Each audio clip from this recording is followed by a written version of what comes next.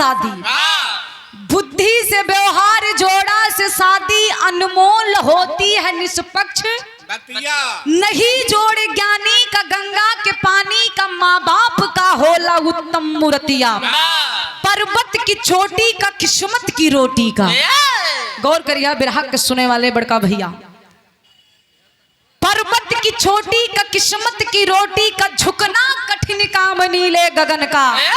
दर दर भटकता है इंसान भोला दर्जा दिया है ज्योतिषी रतन का।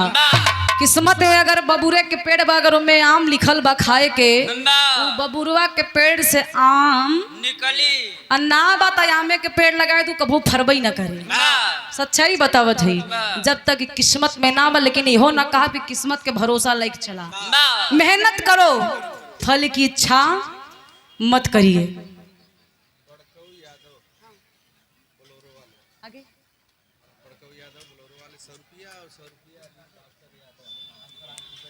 धर्म के गार्जियन बड़कऊ यादव बुलोरो वाले भैया के तरफ से 101 रुपया के आशीर्वाद मालिक करे 2-4 बुलोरो और हो जाए। और हमरे मेडिकल वाले भैया डॉक्टर अनिल यादव भैया के तरफ से शानदार 101 रुपया के आशीर्वाद मालिक कर मेडिकल आपके दिन दूना रात चौगुना तरक्की करे। दवाई आजकल सबके जरूरत है ये बाटे, दवाई सीजन चलत बा भैया नहीं का। अच्छा ठीक बा, हाँ हाँ एकदम हम जानते नहीं जाने सुजान भाई ना एक रस्ता दावत रहा अब भाई वाला हरनमा वाला भैया। पत्तू अखाड़े के शानदार कलाकार हमारे बड़े भैया परम आदरणीय परम सम्मानी श्री रणजीत यादव गार्जियन की तरफ से जहां तक भोजपुरी भाषा के जाने समझे वाला लोग होवन रणजीत भैया के नाम बा बिरहा जगत में सम्मान बा। शानदार 101 रुपया के आशीर्वाद बहुत बहुत प्रणाम बा। आशीर्वाद के प्रतीक्षा बा उपस्थित जनता जनार्दन के पैर छू के पहलगी बा। लेकिन बिरहा में एक लाइन गुरुजी गजल के नमूना है।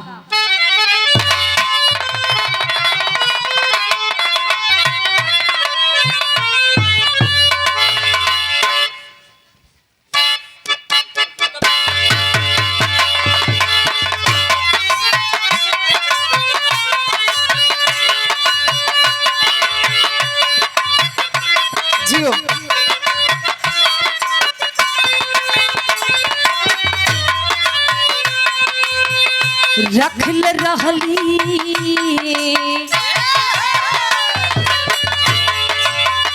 रखल रहली नयनवा में तोहा के सनम।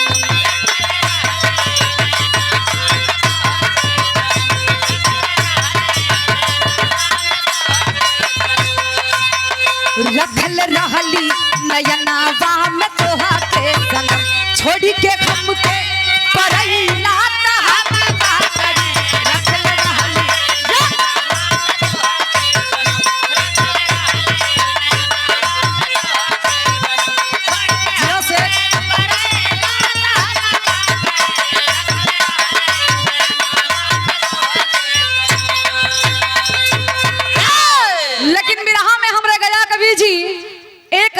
बल्कि 1 करोड़ के बात लिखले हुए धरती पे ये चीज ना करे के चाहिए।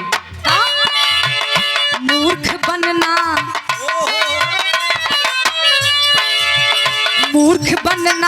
बनाना दोनों पाप है।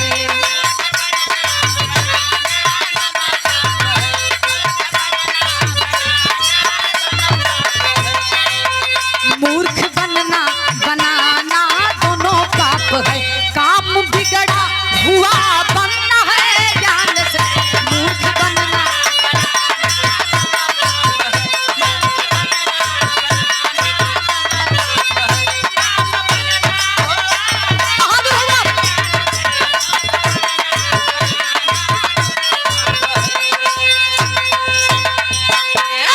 मूर्ख बनना बनाना दोनों पाप है। काम बिगड़ा हुआ बनता है ज्ञान से। मूर्ख बनना और जे बनावेला दोनों पाप के भागीदारी। लेकिन कहानी कब के बा नज़म में गुरुजी कहना है।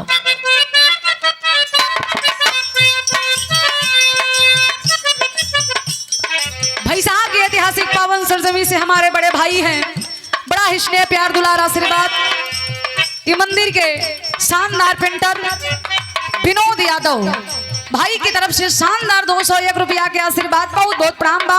बजरंगबली के आशीर्वाद आपके ऊपर बनल रहे, आपके कलाकारी पे हमेशा आशीर्वाद बनल रहे। उपस्थित जनता जनार्दन के बहुत बहुत प्रणाम है। यथार्थ डेयरी जीत बहादुर भैंसहा की ऐतिहासिक धरती से जीत बहादुर भैया के तरफ से शानदार 101 रुपया के आशीर्वाद। मालिक करे आपके डेयरी दिन दूना रात चौगुना तरक्की करा, लेकिन दूध में पानी कम मिला बा भैया, खिया नहीं मिलत, एकदम पनीर शुद्ध दूध एक फाड़ के देते भैया।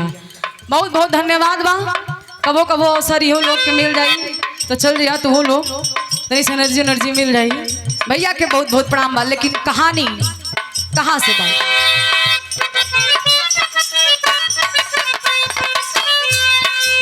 रहे एक मनसाराम मनसापुर की टोला में,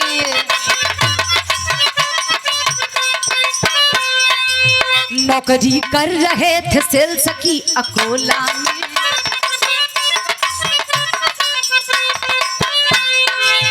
कहे माई से ससुराल जाके आऊंगा, बड़े आदर से दामाद कहा जाऊंगा।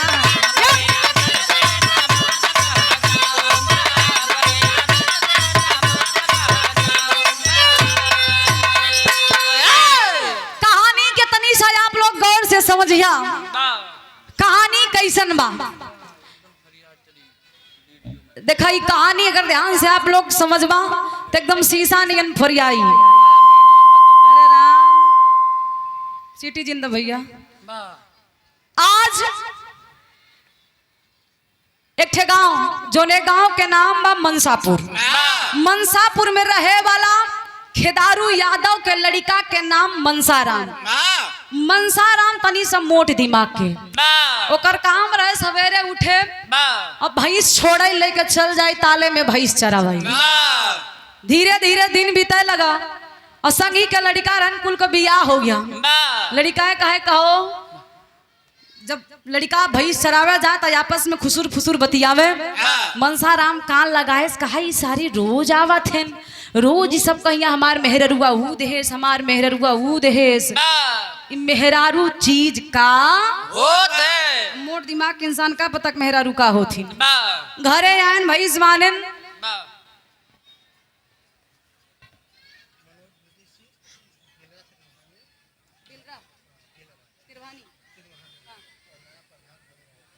प्रधान पद के प्रत्याशी मनोज बीडीसी बिलरा त्रिभानी, ऐतिहासिक धरती से मनोज भैया के तरफ से शानदार 101 रुपया के आशीर्वाद, सुंदर पुष्पहार। मालिक करे आपके मनोकामना पूर्ण हो। प्रधानी के चुनाव में परचम लहरावा। 2 बार प्रधान बन चुका है ना, बोल दो 2 बार ना, 2 बार बोल दो। अच्छा 2 बार। बहुत बहुत धन्यवाद। उपस्थित जनता जनार्दन के पैर छू के पहले की आशीर्वाद के प्रतीक्षा है। लेकिन गौर करिया कहानी पे। मनसाराम भैंस मानन माई का कैसन रे, आज बड़ा मुंह फुलाए है। मनसाराम कहने माई मार बात सुना, आज के बाद हम तार भैंस होइस ना चराए। कहीं करे पगला तो का क्यों कुछ कहेस, क्यों मारेस, क्यों गरियाएस, काहे ना क्यों मारे बना, क्यों गरियाए बना, क्यों कुछ कहे बा। कहीं तब काहे माई कान खोल के सुन ले, अगर हमार बियाह होए तब हम भाई चराऊ नहीं तब ना चराऊ। माई कहीं तेरी पगले की करे पगला तो सी शरीर अपन संभरता ही नहीं बा, अपन खर्चा देखिन न पावत है। मेहर लउबा कहन माई सुना बा, हमार बियाह कर दे नहीं तो तू ही न करा के ले। अच्छा देखा, मोट दिमाग के इंसान के का पता मेरा रू का होती। जब मनसाराम ही बात कहन तो माई कहे पगला हमारे एकदम गड़बड़ात बब। एकर बियाह कह दा बाबू गन देखे लागे, सुंदर लड़की मिली, बियाह हो गया।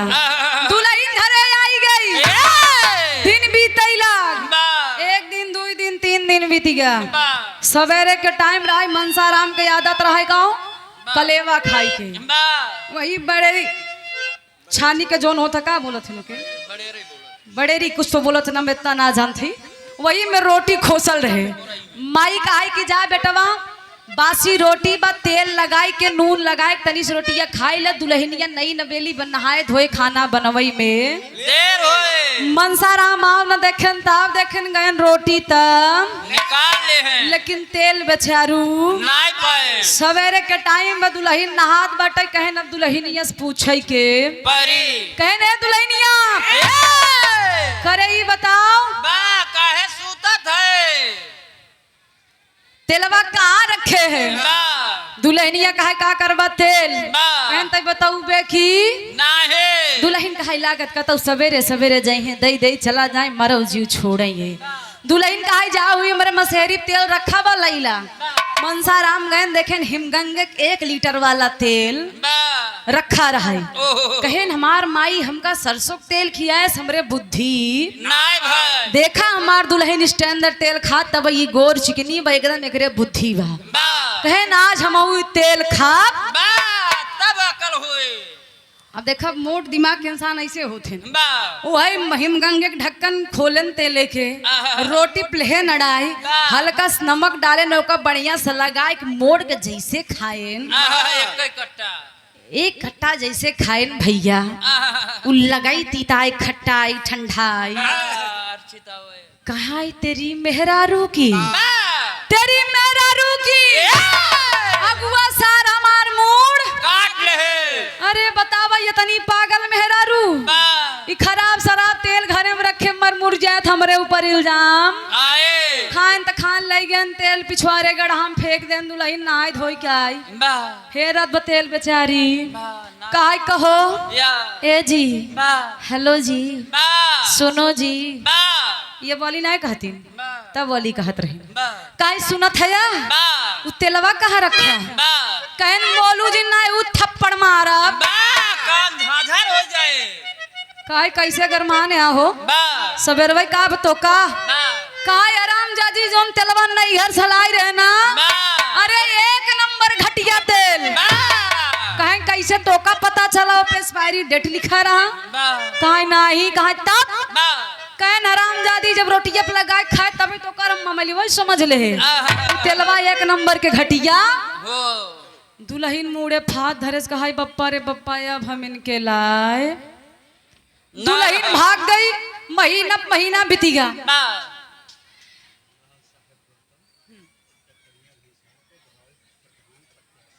लाल साहेब गौतम भैसैया टकटैया के भाभी प्रधान पद के प्रत्याशी भैया के तरफ से 101 रुपया के आशीर्वाद बहुत बहुत प्रणाम बा आशीर्वाद के प्रतीक्षा बा। ए भैया दुल्हन चली गई महीना पे महीना बीते लाग लेकिन होखत का बा गुरुजी 1 लाइन तरस लग गए।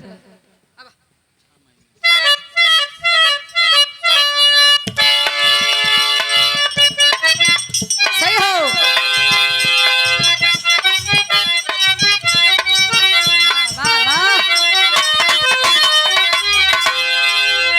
आए भैया लुपुर लपुर करत था तरस बा बड़ी पुरान तरस बा आज के कई साल पहले मार्केट में तहलका मचौले रहे। गोरी तोरी गोरी तोरी गोरी तोरी चुनरी लाल लाल रे रोड पे चले लू कमाल चाले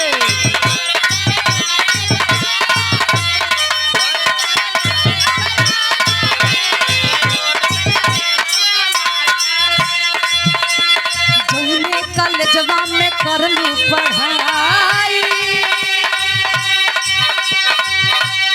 लइका यौ लइका में खोला लड़ाई हो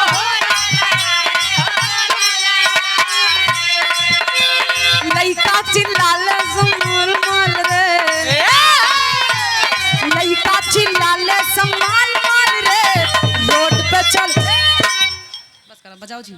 लेकिन यार 6 महीना बीतत बा भैया 6ठे महीना मनसाराम के मेहरारू बिना चैन ना परत हो यार माईस कहने माई तो का कामों कितना दिक्कत होत बा लौनी चलत हो अब तो ये मार मेहरारू न लिएबे लगवाही में तो अकेले ही काम करते हमसी बर्दाश्त ना हो माई कहाई पगलू हम जाना थे तू हमार परेशानी ना देखत हा बा तू अपन जोगाड़ गांठत हुआ कहन माई सुन हम मेहरारू लिया आवई ना जा ना जा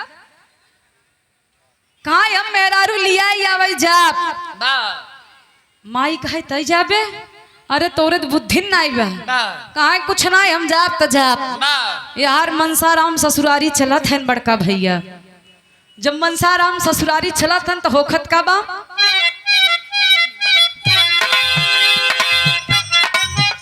मनसाराम ससुरारी चलत हन माई समझावत है कि बेटवा जात है लेकिन जहाँ सूर्य देवता अस्त हो जाए वही तू रुक जाया। अब मनसाराम एकदम बढ़िया से धोती कुर्ता चढ़ाए बाबू कहन करे बा कहाँ बा कहाँ चले ए! मनसाराम कहन बाबू बिगड़ा जिन जाते ही अपने हम ससुरारी माई कहे से हाँ? माई कहे से बूढ़ा कहीं करे पगला हम कब कहे बा कहन माई तो हिंत कहू हमका दिक्कत होत बा बुढ़ऊ कहन पगलू बा बे तो पहले पहिल कहन करे बियाह है तोर 6 महीना भा बा तो ये वही नहीं ससुरारी जाबे ए!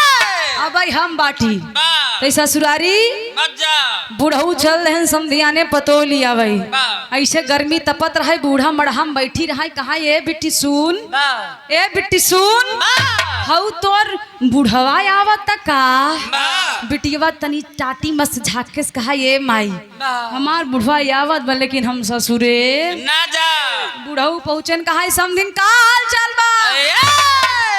समधिन कहा आई तो गया समधी बा पानी पानी दाना करा गर्मी के महीना बा लेकिन एक बात हमार कान खोल के सुन ला बिट्टी विदा ना होए बिट्टी विदा तब होए बा जब मेहमान ससुर यहाँ तब बुढ़ऊ गोड़े लाग मुड़े बुतान कहा कहो बा बिया करे हम बा खर्चा देखे हम बा राखी हम के की राखी अरे ये खाचा बाचा भाई देहिए तबे तो रहे। अच्छा कहन बतावा जिम्मेदार मनई हम उ पगला सारा है तब हमार पतो हो जाए बा बुढ़ऊ खिसियाने धोती अपन उठाएन चलेन बा यार बूढ़ा एकदम पियरी रंगाए आहा 4 जनी बटोरे एक लोटा धार ले ऊपर से कनैले फूल डाले 4 जवा छत ऊपर से बा कहा ए बहिनी हमार पतोहिया या जावा तो तनी से अगवानी गीत गावा पहले का जमाना में जब दुल्हन आवे तो माई बहन हमरे गावत रही तो 2-4 लाइन गीत गावत हन कैसे भैया मनसाराम के माई का गावत हन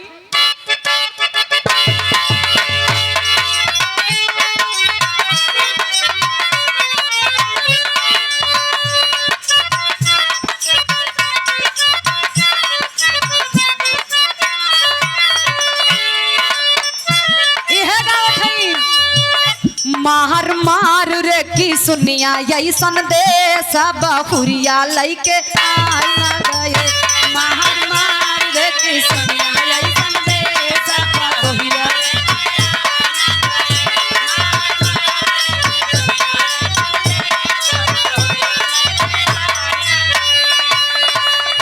तोहर जांगिया बखाना ये प्रधाना राम बहुरिया लैके आय ना गए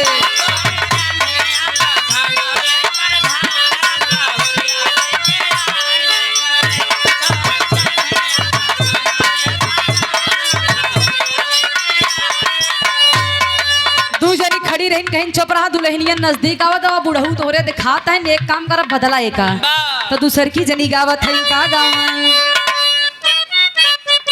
यह गावत है नवा खपड़ैला बाछवा रे ना ये घर दुल्हनिया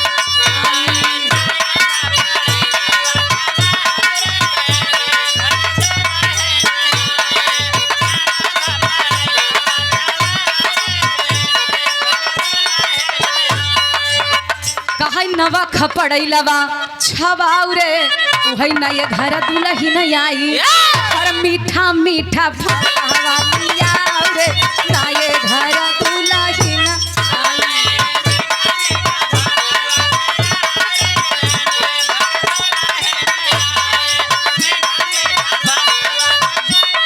ए भैया दोनों जनी गौते ही तब तक बुढ़ऊ नजदीक आके कहने पियरा पहिने हो चली जाओ हट कर ना थप्पड़ मारा झांझर हो जाए कान बुढ़िया कहा कैसन बुढ़ऊ गरमान आप पतोहिया कहाँ बा कहन हट के चली जाओ आप पतोहिया उतारा खड़ी यही नहीं कहन भागे से बुढ़िया कहा है बहनी तुझे जा जा हमार बुढ़वा दके खिसियान ब चली बैठ के पूछी कहीं का भका पतोहिया नाई आई कहा कहो समदिन कहा बा बिट्टी ना बेदा होए बिट्टी विदा तब होए जब मेहमान ससुर यहाँ तब पगला सार जाए तब एकर मेहरारू आए मनसाराम धोती कुर्ता फिर अपन वही निकालन कहन बाबू तो का कहे रहे तू जिंदा हम जाब तब हमार मेहरारू माना ना बेजती हो गई लौटी आया मुँह बनाई के ना मनसाराम कहन जे पगला सारा अपन मेहरारू ली आई के अब यार मनसाराम ससुरारी चल दन माई कहा जहाँ सूर्य अस्त हो जाए वहीं रुक जाए एक कदम आगे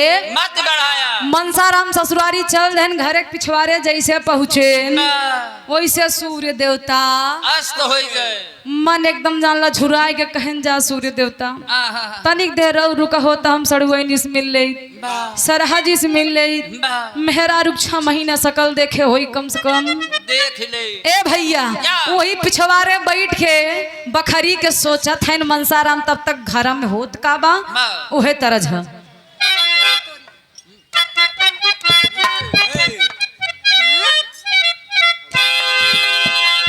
अब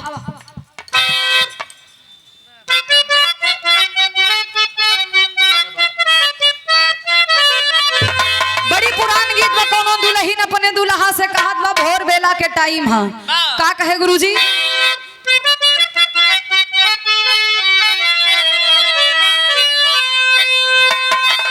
कि कहे बारी धनिया या बंद हो गई लब भोरवा कोरावा छोड़ द बाला कोरावा छोड़ द बाला बनम बोल लागे मोरावा कोरावा छोड़ द बाला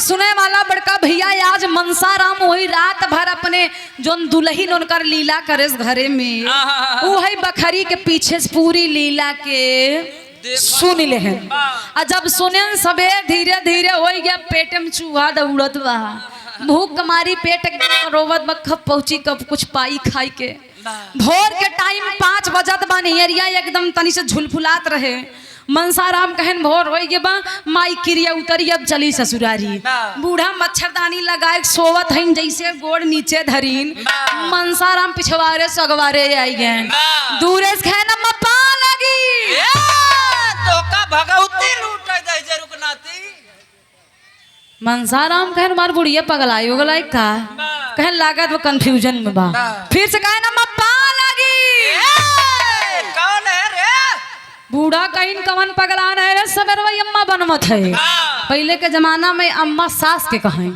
बूढ़ा कहीं लागत कौनो सवेरे सवेरे मजाक करत है बूढ़ा कहीं के वैसे न बनी आज एक मारब जरूर मनसाराम कहन बुढ़िया हमरे फ्यूज हो गए लगे गन गोड़ पकड़ लेन कहने ए अम्मा तोर दमाद छोटका दमाद मनसाराम नाई छीन हूँ तब तक तो बूढ़ा हकबका एकदम मच्छरदानी फेंकिन कहीं कैसे पहुना इतना सवेरे कैसे बूढ़ा का बीपी एकदम नाला बढ़त बा कि एकर बुढ़वा आई रहा विदा नाई करे लागत बुढ़िया मर गए बूढ़ा बैठा पूछत हईन का पूछत हईन भैया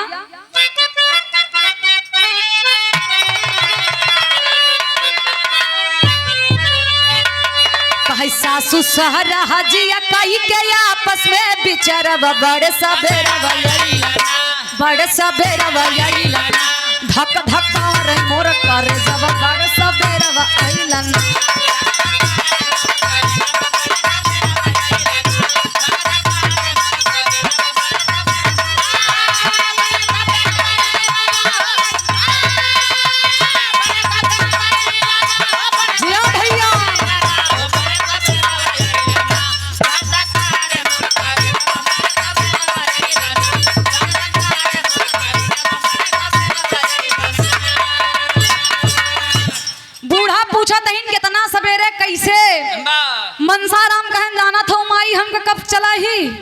जब तोहरे घरे में 3 दाई बरा बना तोहार सहुरगर बिटिया एक दाई बरा नाई बनई पाइन तबई खमाई यही। अच्छा मेहरा रुक दिमाग देखा बुरा मत मनी हमरे माता बहन। अब बूढ़ा सोचिन कि हमार दमाद अपने घरे राती हमरे घरे बरा नाई बना, एकर मतलब भी बहुत बड़ा ज्योतिषी। अब उनका नहीं पता वो कहीं बखरिया के पिछवा स्कूल बैठ के सुने हैं। बूढ़ा जान ला खुशी के मारे एकदम पागल गईन घरे में कहा ये बिट्टी करे पगली तई सोवत है मेहमान दुआरे बैठा। बिटिया सवेरे टाइम उठे कहा ये माई का नींद खराब करे रे क्या आई बा कहीं ना रे मेहमान आई है कहीं ना आई हो पगला यूं एक ना कटावे कहीं मारा वो थप्पड़ तो का खींच के समझ में आई जाए। करे हरामजादी हमार दमाद ज्योतिषी घरे में तो रात के बरा नाई बनाए वो अपने घरे से जान बहुत बड़ा ज्योतिषी हैं। अच्छा ये बताओ जाने न कहाँ से इतना बड़ा ज्ञान उनके भाग कहाँ से। बिटिया जनता ही बजे का सरसों तेल ठंडक तेल में फर्क नहीं पता वो ज्योतिषी बने खिसियाएगी बिटिया का हाथ बका एक लाइन तरस लगा।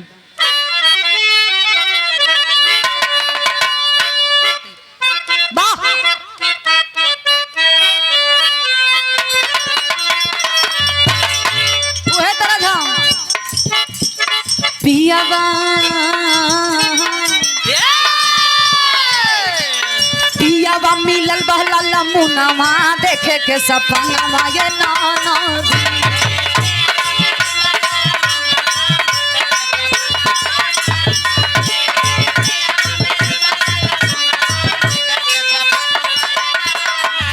लेकिन बूढ़ा पूछा था इन बिटिया से कि बताओ कितना बड़ा ज्योतिषी है तई बात काहे छुपाए 6 महीना से काहे पड़ी है यही। बिटिया जानत बा कितना बड़ा ही ज्योतिषी है पागल लेकिन देखा माई के दिमाग में कुछ और ही चल दबा कैलिन का कहीं से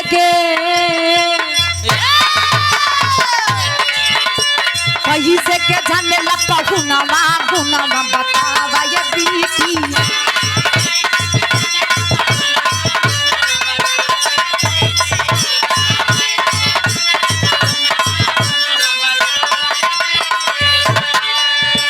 माई से बतावे तब लगली बिटिया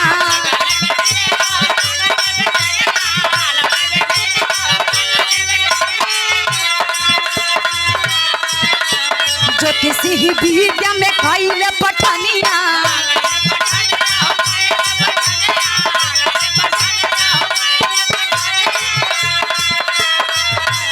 बटे बड़ा ज्ञानी मोर सजनमा गुनमा बतावा ये बिटिया।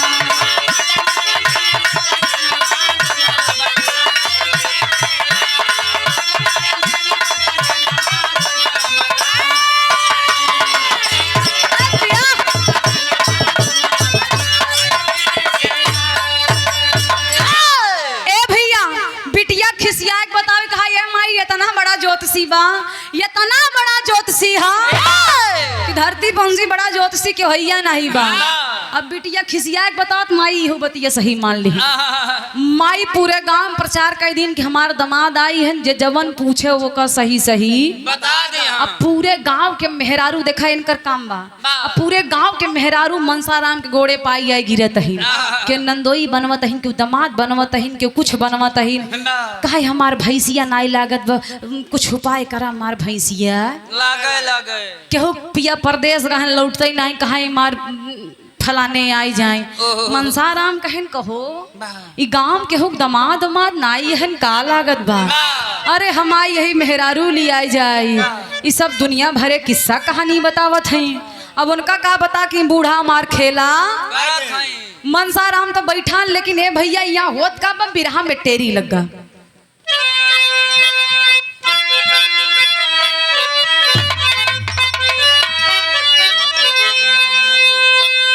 अरे पहुनाई में जुटल बा नगरी अरे पहुनाई में जुटल बा नगरी त झूमई सास ससुर ससुराल में सोहरत पाई पहुनाई में जुटल बा नगरी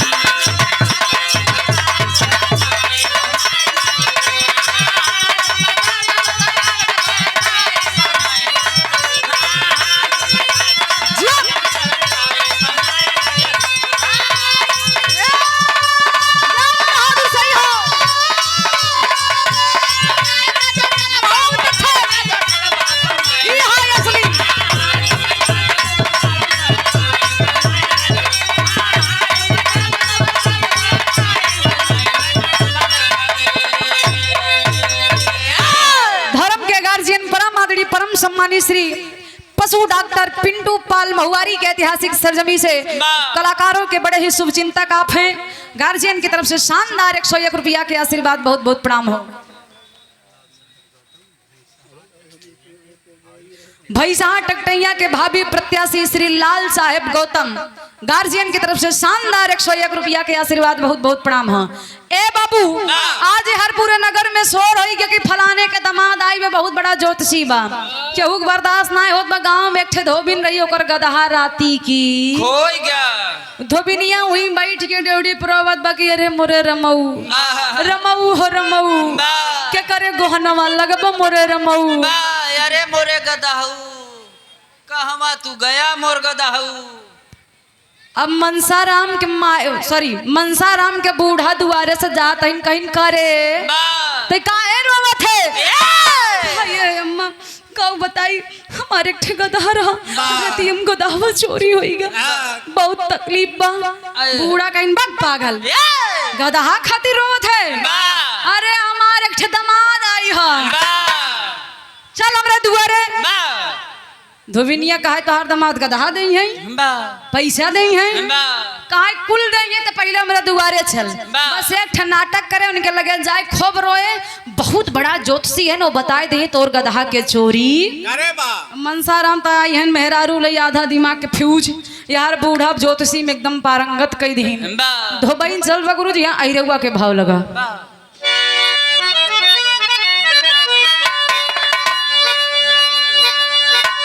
पहले के जमाना में पुरनिया दादा लोग जब बिरहा गाँव में एक एक खड़िंदा बिरहा कहलन, जंगिया पहिर के काने में अंगूरी डाई के, बड़ी पुरान चीज है लेकिन अभी सब ना सुने के मिलेला। गावत रहलन कैसे,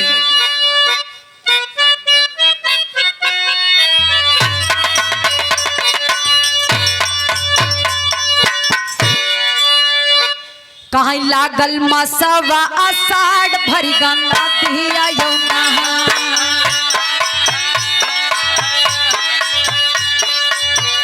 लागल मसवा आषाढ़ भरी गंगा दिया यौना, घरवा आए नाही हमारे ननद के बीरना।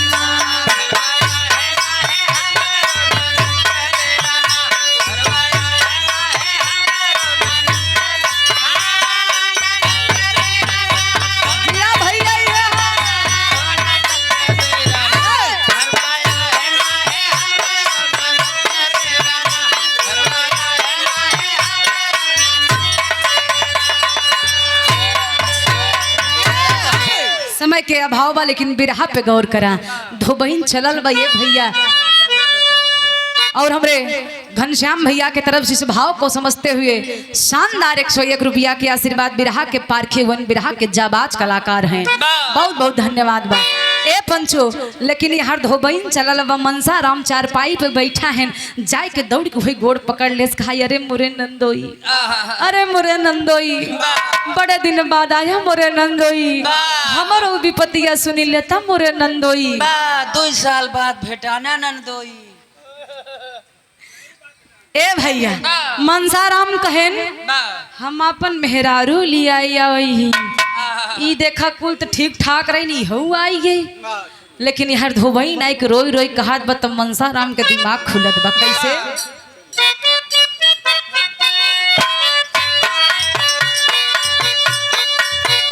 कहे या के दुखा रोई बताबे बनाना रोई,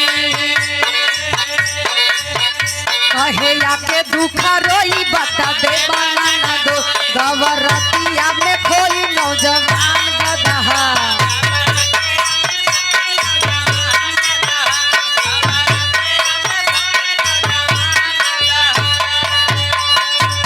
लइके सूत पे रुपया दिल रहे मोरा भैया, लइके सूत पे रुपया दिल रहे मोरा भैया, देता दूध के मीठा में हम मान गदहा।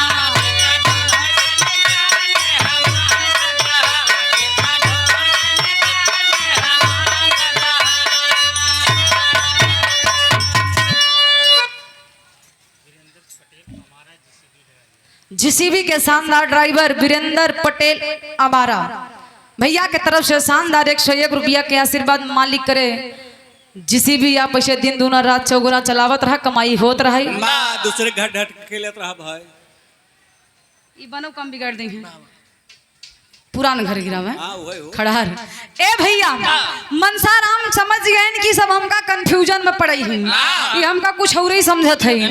मनसा राम के कुल ज्योतिषी समझ के बैठ गई ने। अब यहाँ से 1 2 3 हो जाना है तो ससुरारी में जो इज्जत बनी बबैता जान ला एकदम साबुन लगा के धो दी है।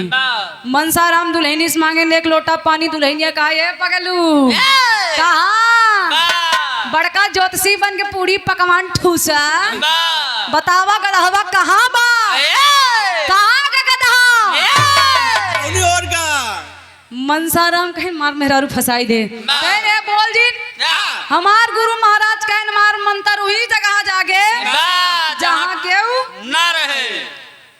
दुल्हनिया कहे बड़ा चला कि पगला निकला। बुढ़िया कहे है राम जदी 1 लोटा पानी दे। हमरे दमादे का अगर कुछ कहूँ तो हमसे पूरा तोरे लिए के होए देखा बूढ़ा पलट गई। ए भैया आज हर बूढ़ा 1 लोटा पानी दिन मनसाराम वही लोटा पानी लेन पूर्वी दिशा में चली गए। 2 बीघा के गन्ना के खेत कहन सड़की पर के जाब कौनो सार देखी पकड़ के बड़ी मार मरिए की सार भागत बा। देखें 2 बीघा गन्ना खेत वही बीचों बीच मेड़ पकड़ लेन। जब बीचों बीच मेड़ पकड़त हैं तो घटना घटत बा भैया का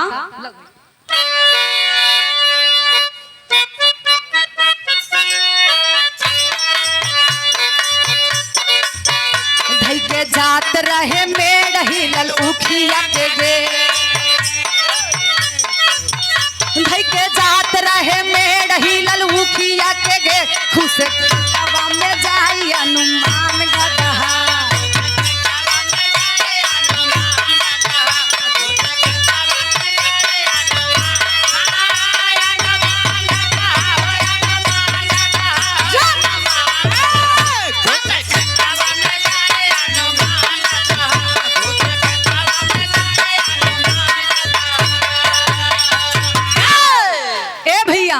मनसाराम जब वही उखी के बीचों बीच मेड़ पकड़न देखा तहन गेड़ा हिलत बा कहे लागत कौनो हमका ताड़ा तहन का भागब न पहले अंसी निपटब।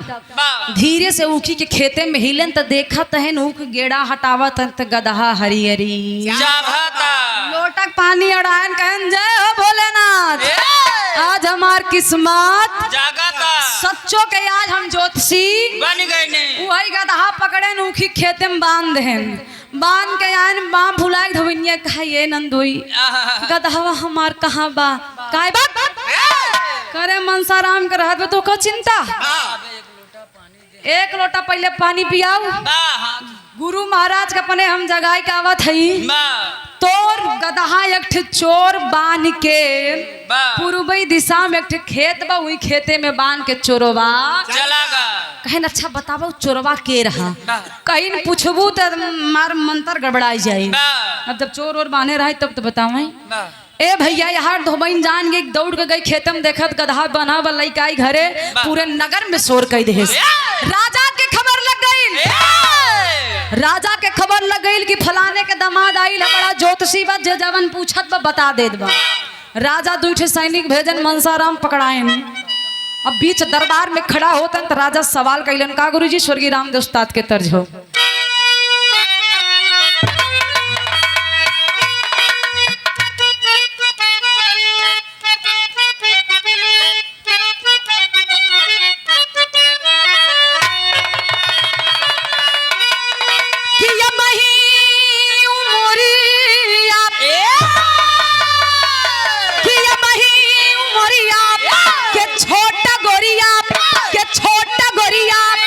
काहे रंगल बाडू लाल लाल ओठ गोरिया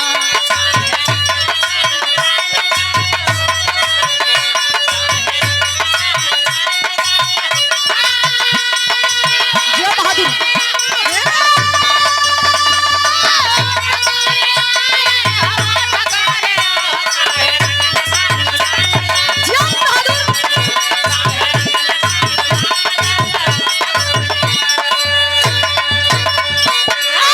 लेकिन यहाँ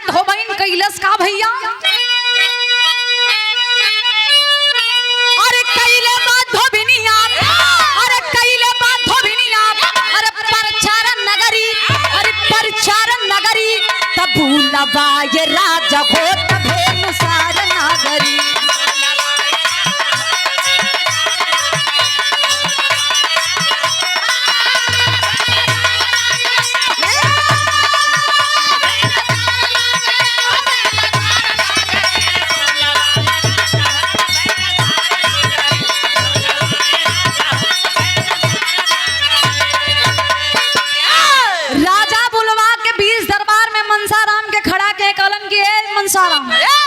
हमने सुना है कि तुम बहुत बड़े ज्योतिषी हो, मेरे सवाल का जवाब दो, तुम ज्योतिषी हो कि नहीं हो?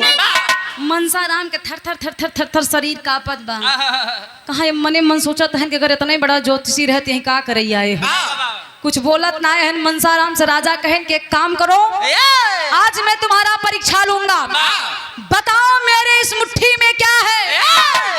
मनसाराम मुंह बने खड़ा है, बोली नहीं निकरत बा। राजा दोबारा सवाल करत हैं, का कैलन कि मसायक मुठिया में अपने बंद कैले के राजा कि मसायक मुठिया में अपने बंद कैले कहे मनसाराम मनसायक फंस गईले।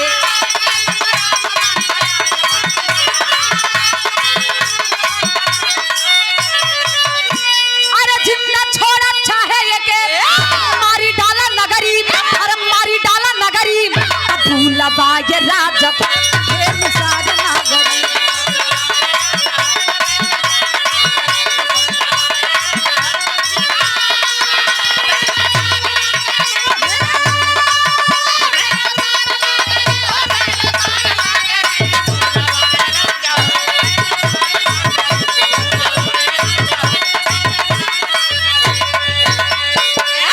डॉक्टर उदय भान यादव सिमराहू प्रधान पद के प्रत्याशी डॉक्टर साहब की तरफ से शानदार 101 रुपया के आशीर्वाद, बहुत बहुत धन्यवाद बा। बड़ा मेहनत करता है, तो हारा एनर्जी ड्रिंक ले लिया, सिर्फ एनर्जी ड्रिंक बा 20 रुपया और मिला के कहूं पी के उल्ट जाए। डेयरी प्रो सवेरे जाएलन डेरिया फालतू बात नहीं, शुद्ध शाकाहारी है, मार दे। बहुत बहुत धन्यवाद, बिगाड़ो मत। उपस्थित जनता जनार्दन के पैर छू के पहले की आशीर्वाद के काम ना हो। बिरहा मात्र 5 मिनट के रह गई बा। ए पंचो, आज मनसाराम के राजा परीक्षा लेलन, अपने मुट्ठी में एक मसा के दबौलन। राजा कलन की मनसाराम बताओ मेरे इस मुट्ठी में क्या है।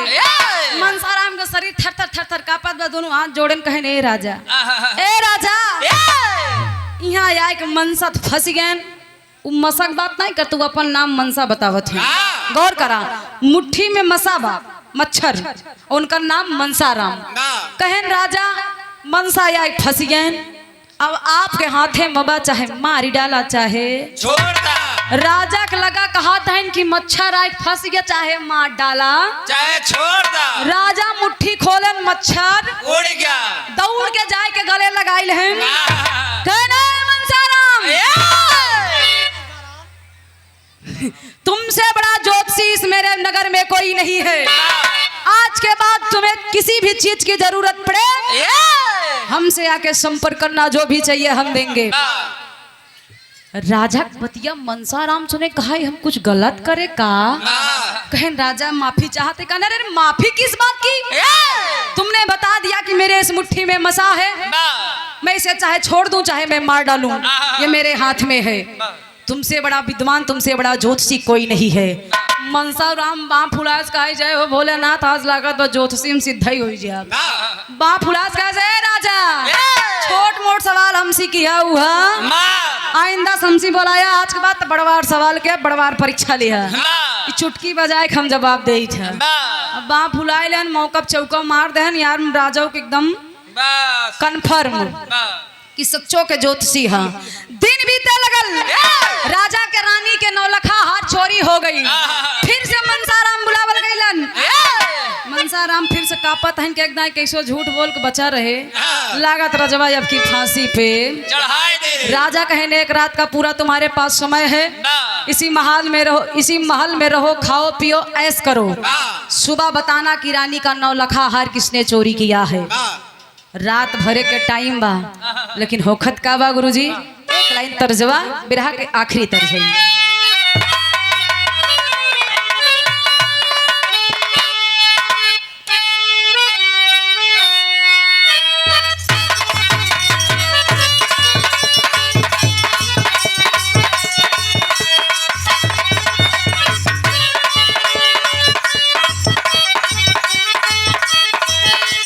पीछे।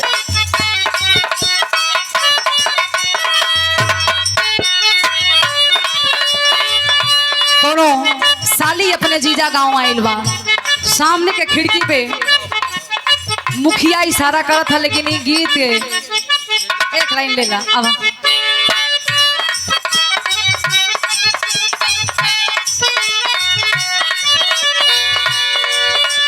देख दीदिया जंगल से,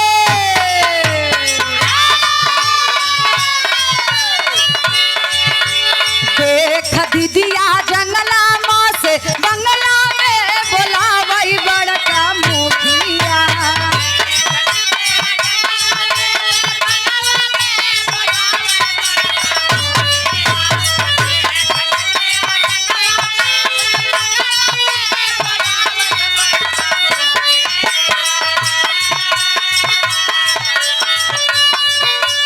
देख दीदिया जंगला से, बंगला में बोलावई बड़का मुखिया।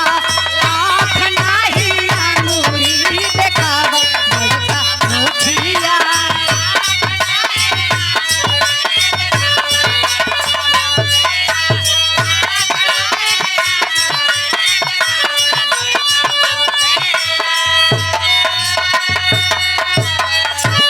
लेकिन रात भर के टाइम मनसाराम के इत्मीनान से राजा एक ठे महल में कमरा दे देलन।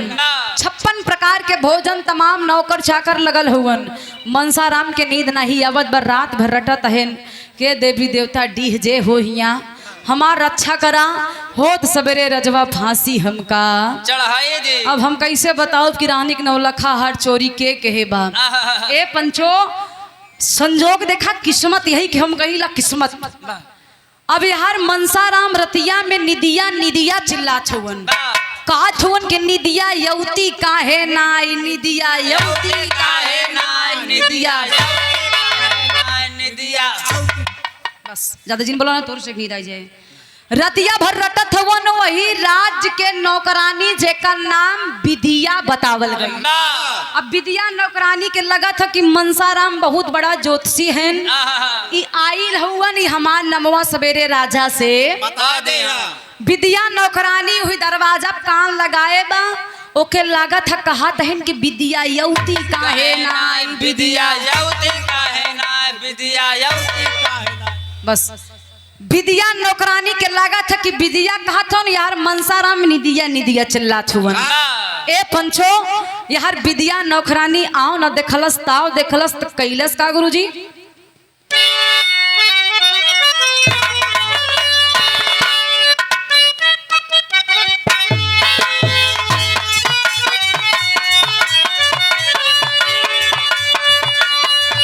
वनी दिया या वनी दिया,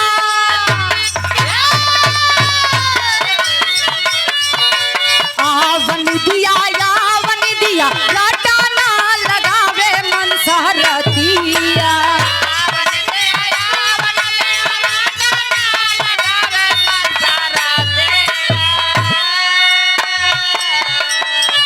वनी दिया या वनी दिया, लटाना लगावे मनसहरतिया। देवी देवता जी हके मनावई मनसहरतिया। ए पंचो, राती के बेला बे देवी देवता डी के मनावत हुवन। यार विदिया नौकरानी सोचलस कि हमके बुलावत हुवन। दरवाजा खुलल बा, मरला से एक लात दरवाजा दोनों खुल गईल। दौड़ के जाके मनसाराम के गोड़वई पटक गई, कहा ये प्रभु ए देवता, हम जानते हैं बहुत बड़ा ज्योतिषिया है हरवा लैला, लेकिन हमार जन्मा मनसाराम कहन मतलब कहा जो निदिया विदिया विदिया चल्लात है ना, हम ही नहीं। मनसाराम कहन हम तो निदिया निदिया कहत रहे, कहन मतलब हार तो ही चुराए रहू।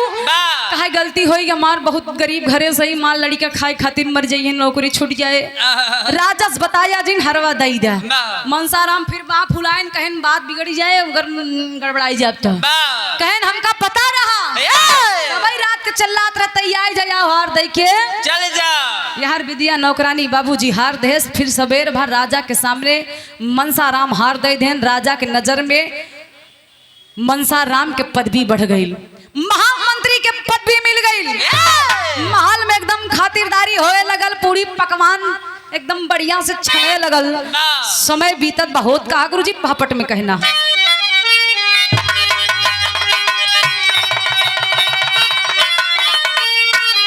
अरे रखे महल में सेनापति बनाई राजा यादर से। अरे रखे महल में सेनापति बनाई राजा यादर से। तब घी दूध से करने लगे पहुनाई राजा आदर से।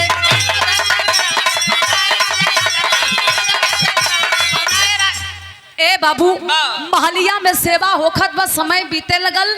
दुश्मन देश के राजा आक्रमण कर देलन। यार महामंत्री के पद मिलले बा। राजा भेज देलन लड़ैया पे। मनसाराम एकदम बुढ़िया घोड़ी लेके चलल हुआ लड़ाई पे। जे कभू तीर तलवार चलौले न होई, बंदूक आंखी देखले न होई। देखा किस्मत बंदूक उ लेलन जोन कबो ना चलत रही। संजोग बस उनमें एक ठे गोली रहल। वो बंदूक लेलन राजा के बड़ा कहला पे। मनसाराम लड़ाई पे जात हैं लेकिन मने मन यही मनावत हैं कि जो नी मरलहिया घोड़ी बेराए यही ई रास्तवा मर जात हम भाग जाए। अब हम चला जाए घरे। आज के बाद कबो हम ज्योतिषी बनब बनब ना कान पकड़त ही हम कबो ससुरारी ना आए। ए बाबू मनसाराम चलत हैं लेकिन मने मन यार करत का हुआ आल्हा में कहना है।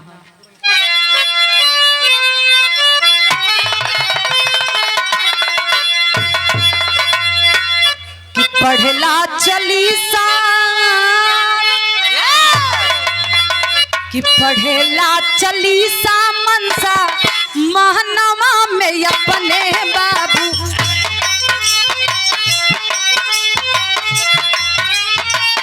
हमारी जिंदगी अकेले बाहो बचा।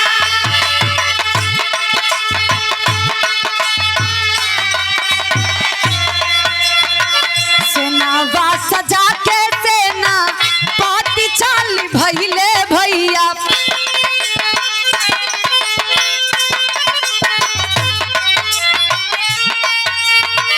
गोला बारूद रखे खाचर भेजा।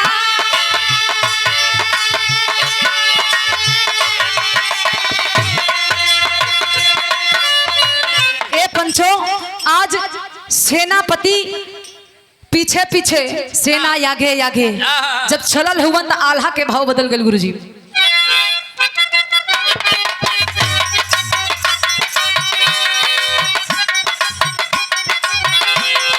हाथी घोड़ा साथ में सजा के तलवारिया।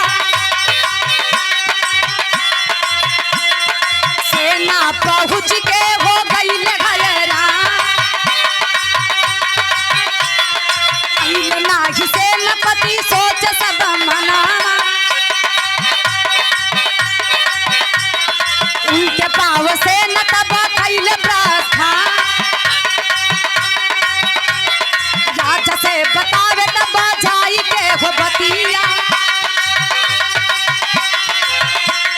रहल नाही केहू के हो कुछ अनुमान।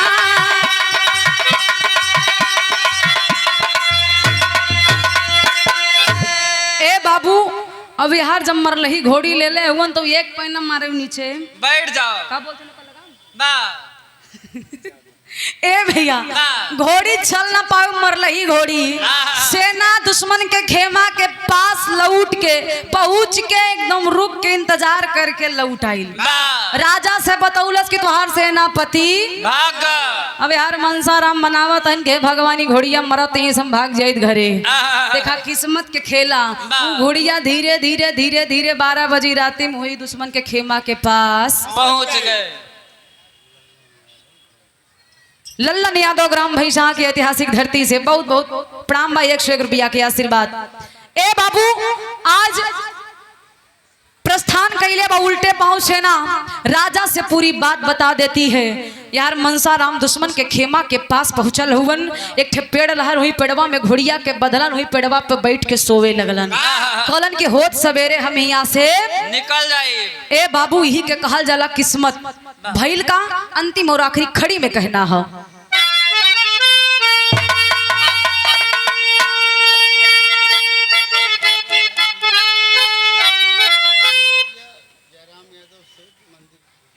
धर्म के गार्जियन 101 रुपया के आशीर्वाद। मंदिर के पुजारी जयराम सेठ गार्जियन की तरफ से बहुत बहुत प्रणाम आशीर्वाद की प्रतीक्षा हो। राकेश यादव प्रधान जी शानदार 201 रुपया के आशीर्वाद इस कार्यक्रम के आयोजक हैं आप, बहुत बहुत धन्यवाद बा। 151 रुपया के आशीर्वाद परम आदरणीय परम सम्मान्य श्री शिव सागर मौर्य जी, बहुत बहुत प्रणाम हो आशीर्वाद के प्रतीक्षा बा। और हमरे परम आदरणीय परम सम्मानी श्री मुन्नू चमार हमारे गार्जियन की तरफ से 101 रुपया के आशीर्वाद, बहुत बहुत प्रणाम आशीर्वाद के प्रतीक्षा। उपस्थित जनता जनार्दन के पैर छू के पहले अगर बोले बतियाओ में कोनो गलती हो जाए तो आप लोग क्षमा करिए, कहाँ से के दादा पुरनिया लोग कहे कि चामे के अजीब बलामे तक चल डाले। बहुत बहुत धन्यवाद बम मालिक करे, दिन दूना रात चौगुना तरक्की हो, कमाई हो, भंडार भरल रहे। लेकिन खड़ी में कहना बा देखा मनसाराम के किस्मत, पेड़े पे बैठल 12 बजत राती में नींद आइल बा, बंदूक होई ताने हैं जोन कभू चलत ना। संजोग देखा किस्मत देखा 12 बजे राती में झपकी लगल, अंगुरी से खटका दगल, गोली चल गई। जब गोलियां चलल बा त होखत का बा,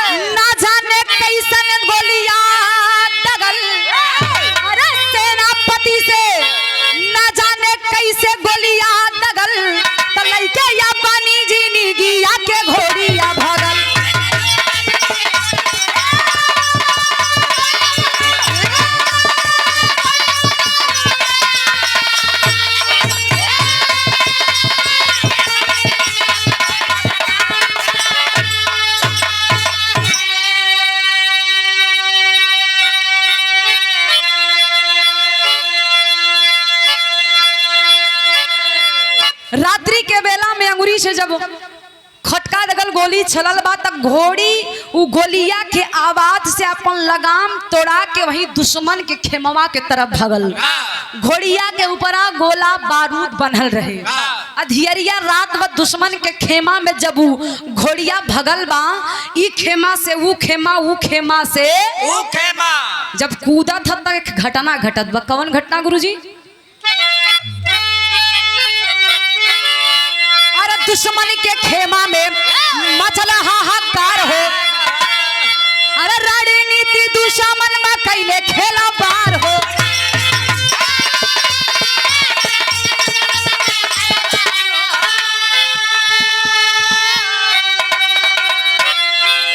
ए बाबू, घोड़िया दुश्मन के खेमा में ई खेमा से वो खेमा, वो खेमा से खेमा, मनसाराम हुई पेड़वे पर से बैठ के कुल मजा लेत है।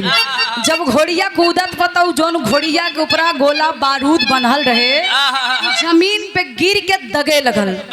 दुश्मन अधीरिया रात में नींद के झटका में उठलन और सोचलन कि लागत अधीरिया रात में दुश्मन आक्रमण कैले हुवन। जेकरे पास जमन रहल निकाल निकाल के एक दूसरा के अधीरिया रात में काटे वाले वही पेड़वा पर से मनसाराम हंसत बकाई जा सारे मर जाता, हम सवेरे राजा बन जाई। दुश्मन आपसई में मरत हुवन, लेकिन खेला होत कैसन बा, अरे मरी गई ले आपस में लड़ी के दुश्मन।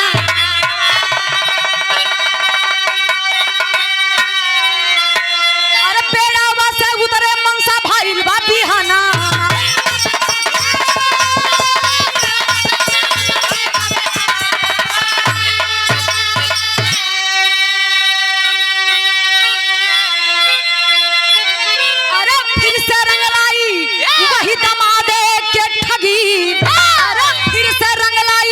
वही दमादे के ठगी तलई के या पानी जीनी गिया के घोड़ी या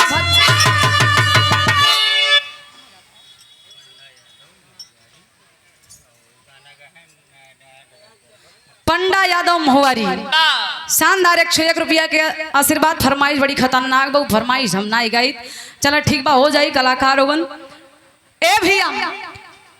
लेकिन आपस में दुश्मन मर गईलन। वाह। 5 बजल मनसाराम धीरे से उतरा, देखत बा पेड़े पर से राजा एकदम खिसियाम चला आवत है। कहा दुश्मनों मरी गए, राजा पहुंचत है, हम पेड़े बैठा ही। राजा सोचिए दूसर क्यों मारे बा, एक काम करा मौका बढ़ियार बा चौका मार देवे के। मनसाराम एकदम पगड़ी कस के कपारे पे बनहलस, वाह। ओ है टूटहकी तलवार लई के दुश्मन के खेमा में चला। पहले गोड़ बचाए बचाए धरत बा कौनो जियत ना हुआ नहीं पिछवे हमला करें। देखत बा त केहू का हाथ कटा बे, केहू गोड़, केहू गटई, केहू पूरी शरीर कट चुकी बा। वही लसिया में ले जाए के टूटहकी तलवारिया घुसाई देस। आ जब वो टूटहकी तलवार उल्लास में घुसाई के निकलस, एकदम लाले लाल, उ तलवारिया एकदम लहू लुहान। वाह। देखत बा राजा खिसियान चला आवत है, कहा मौका बढ़ियार बा चौका मार दे। वाह। तलवार है लगान नचावई। राजा कहत है कहो वाह। सेनापति वो अपना मनसाराम है। इतनी अपार सेना दुश्मन के खेमे अकेले ही हाहाकार मचा रहा है। राजा एकदम खुशी के कोनो ठिकाना ही नहीं। पीछे से गए वही गर्दन पकड़न राजा। मनसाराम तिरछी नजर से देखे सुई तलवार नचाए के राजा के गर्दन पे। और जब राजा के गर्दन पर लगा, राजा कहे ए राज मनसाराम हम तो हर राजा। अरे हमहू के ले ले मनसाराम कहन राजा तू कैसन? अरे हम तो दुश्मन का अकेला ही मार दे, तुम्हारी निकम्मी सेना बतावा छोड़ कर हमका चली गई। ये पूरा दुश्मन का अकेला ही हम खत्म करे। अगर हमार बस चले ना सब निकाल दे, जितना भर्ती करे है ना इनको सब का निकाल के फेंक दी, सब हम छुट्टी कर दी, नई नई भर्ती करी। ए भैया राजा खुश हो गए। ओहे मनसाराम के मस्तक पकड़ कर चूमत है। एक ठे बात कह देखा किस्मत ही है, मूर्ख से आज वो राजा बनने चल रहा है। किस्मत का खेला कैसे?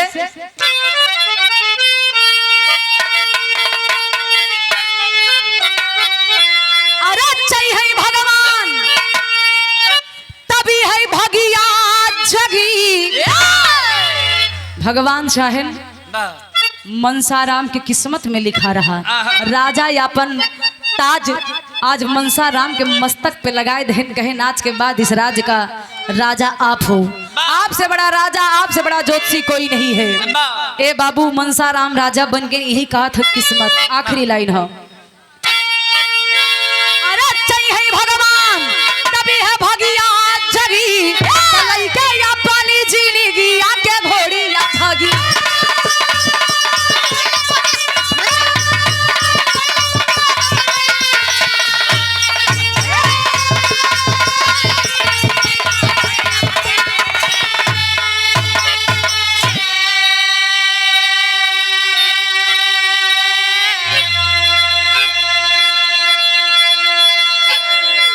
गुरु बिहारी गुरु गणेश गुरु रामलाल गुरु तार।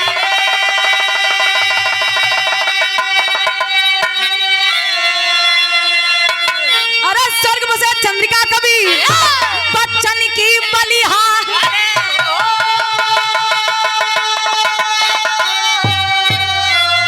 अरे पहुनाई में जुटल बा नगरी, अरे पहुनाई में जुटल बा नगरी। ज्योति गया कभी के कबले के यजमाई, पहुनाई में जुटल बा नगरी।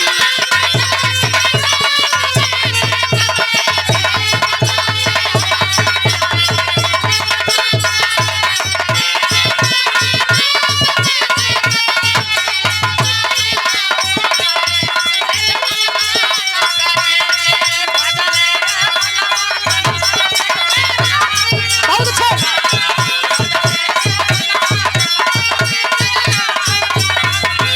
भजले रे मनवा तन मन में श्री राम राम राम।